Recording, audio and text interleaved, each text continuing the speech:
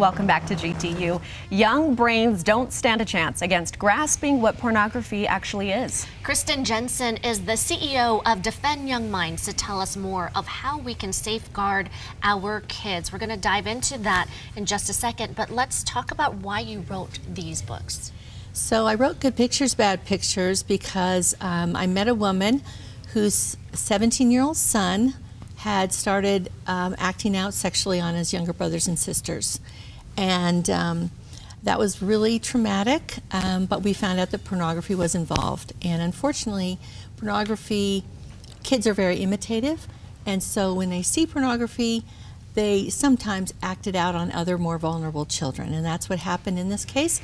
And I woke up the next morning and I kept thinking, you know, there needs to be some more early education so that kids won't get caught off guard. They know what to do, they recognize it, and they know what to do when they see it. Okay, early education. You say it's important that the parents be the first voice to have the conversation about what pornography is and the birds and the bees. So how young should we have this conversation with our child? What age should they be? So it's not a specific age, but it's as soon as kids get access to the internet.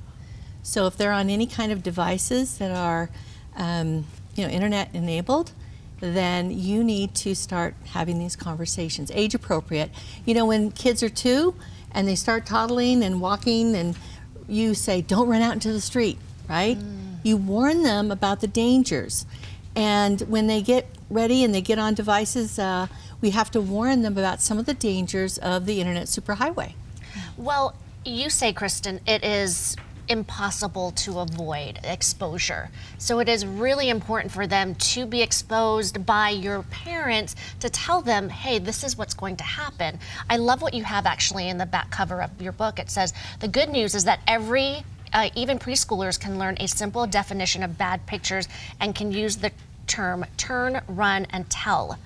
Those are key fundamental things your kids should know. Right. So to keep kids safe, they need to have a little like digital self-defense, right? They need to know a simple age-appropriate definition of pornography or bad pictures. They need to have a warning to stay away from it and why it can harm their brain. And then third, they need a plan. So kind of like a fire drill for the brain. They need to know exactly what to do, what you expect them to do when they see it, and even when those memories keep popping up in their mind, how to neutralize that influence.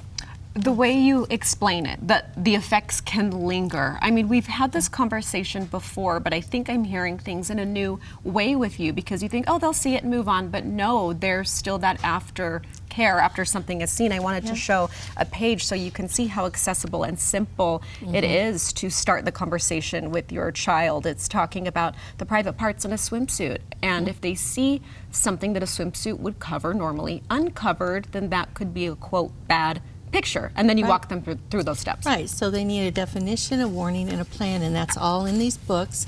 But kids need to understand that pornography is dangerous to their growing minds, so they'll have good, solid reasons to reject it. And when you talk about the plan, and I think this is where I saw, and it kind of caught my eye as well, the plan when, as soon as children have access to the internet, that sounds an alarm, right? And what do you say when they actually see it? Because no doubt they will eventually. So what should they do, number one? So you know, in this book there's the can-do plan, and then in the junior book there's the turn, run, and tell. So you need to teach them to turn away. Their curiosity may want to look. Teach them to turn away. And then they need to be able to tell a trusted adult. Don't keep it secret. But they're not going to tell a trusted adult unless you say it's okay. They're going to be afraid, they'll get in trouble.